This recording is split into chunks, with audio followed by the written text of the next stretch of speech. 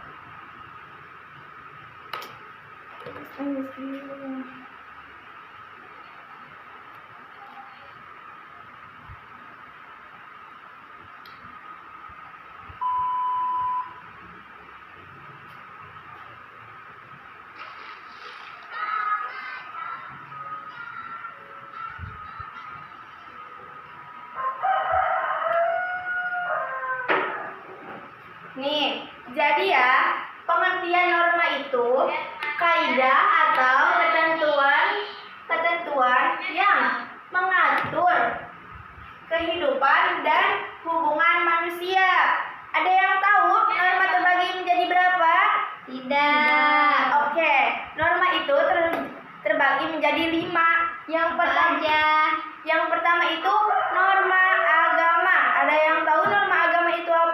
Nggak tahu.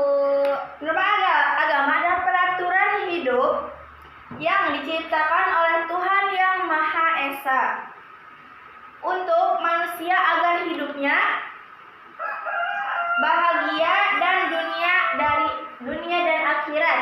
Jadi, norma agama itu membahas tentang ibadah, puasa, dan lain sebagainya. Yang norma yang kedua itu ada norma kesusilaan.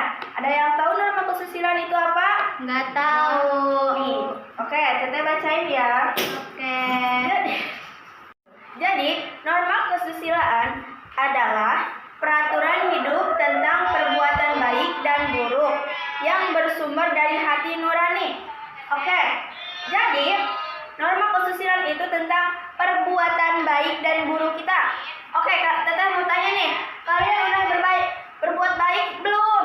Udah. Udah. Oke ya, pinter-pinter. Nih, kalian jangan berbuat buruk, apalagi kalian kayak mencuri, kayak apa sih? Apa ya? Berbohong kepada kedua orang tua. Nih. Norma kesusilaan juga berisi tentang tingkah laku. Nah, tingkah laku itu dicatat. Iya. Oke, norma yang ketiga itu norma kesopanan. Oke, norma kesopanan adalah peraturan hidup yang kebiasaan dan berlaku dalam lingkungan masyarakat. Jadi, norma kesopanan itu kita dinilai oleh masyarakat, baik buruknya kita atau tingkah laku kita bakal dicatat sama masyarakat. Kalau tingkah laku kitanya jelek, gak sopan, pasti pandangan orang itu beda sama kita. Oke, ada yang mau bertanya? Udah paham atau belum sampai sini? Paham. Paham ya. Nih, oke, maaf ya, tadi kata Teteh norma itu ada 5. Jadi norma itu cuma ada 4. Yang terakhir ini norma hukum. Jadi norma hukum adalah peraturan yang dibuat oleh negara secara tertulis dan mempunyai sanksi yang jelas. Kalian tahu sanksi itu apa? Enggak. Jadi sanksi itu adalah hukuman atau apa ya? Itulah Teteh juga belum tahu. Teteh mau nanya ke kalian, sebutin contoh norma agama. Belum tahu, Teteh. Belum tahu ya? Iya. Teteh bacain ya. Iya. Nih, contoh-contoh norma. Norma itu ada 4. Norma agama, kesusilaan, kesopanan, dan hukum. Coba sebutin ya norma-norma yang ada saat ini itu. Norma agama, norma kesusilaan, norma kesopanan, dan norma hukum. Teteh mau nih kalian yang nyebutin ulang. Oke, 1, 2, 3. Norma agama, norma kesusilaan, norma kesopanan, dan terakhir norma hukum. Oke, tepuk tangan dong. Yeay.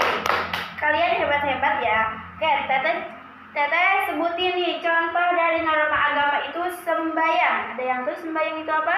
Nggak tahu. Sholat. Sembahyang sama beribadah itu beda ya. Kalau sembahyang itu buat agama non-muslim. Kalau beribadah untuk orang Muslim. tidak berjudi. Oke. Kalian pasti di sini orang tuanya masih. Teteh sebutin ya norma kesusilaan. Jadi norma kesusilaan itu berbuat jujur. Kalian itu harus jujur, menghargai orang. Jangan kalian tidak menghargai orang lain. Karena kalau kalian tidak menghargai orang lain, kalian juga tidak akan dihargai. Iya. Berarti kita harus menghargai dulu ya, baru dihargai. Iya. Oh, oke. Nih, menjaga kesucian diri. Kalian di sini ada yang pacaran? Ada. Siapa? Ica.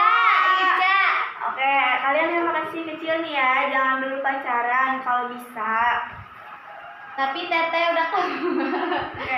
Nih, sanksi dari norma kalian berbuat baik, kalian akan mendapat pahala. Teteh, kalau kita berbuat jahat dosanya kecil apa besar? Teteh juga kurang tahu ya kalau dosa kecil sama dosa besar itu ditentuin sama yang maha kuasa. Oke. Iya, kesusilaan. Jadi sanksi kesusilaan itu tidak tegas karena hanya diri sendiri yang merasakan akibatnya, yaitu merasa bersalah atau menyesal.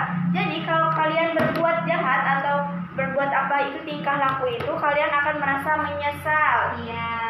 Kesopanan tidak tegas dan biasanya dicela. Yang lebih tua dicemooh. Cemooh Apa itu apa? cemooh? Teteh juga kurang tahu ya, cemooh itu kalau di teteh itu kayak diomongin lah pelan-pelan. Oh, Atau dikucilkan oleh nggak dianggap oleh masyarakat. Norma hukum ini tegas, nyata, mengikat dan memaksa. Bentuk sanksi antara lain di penjara. Jadi kalian kalau berbuat jahat atau membunuh orang, berarti kita mencuri, masuk polisi dong. iya, kalian masuk penjara kalau melakukan itu. Jadi kalian harus berbuat baik. Oke. Ada yang ditanyakan? Nggak ada. Nah, kalau tidak ada yang ditanyakan, Teteh mau bercerita. Kalian mau dengerin? Oke, mau Oke, Teteh. mau. Teteh sambil duduk ya nyeritainnya. Teteh akan bercerita ya, kalian dengerin ya, simak baik-baik. Iya. Teteh mau bercerita tentang apa ya? Kalian ngantuk tidak? Tidak, karena aku semangat. Karena yang ngajarnya Teteh cantik. Iya, makasih ya. Oke, sama-sama. Nih, Teteh akan bercerita tentang sejarah singkat bantuan hukum di Indonesia. Bantuan hukum sebenarnya sudah dilaksanakan pada masyarakat Barat sejak zaman Romawi.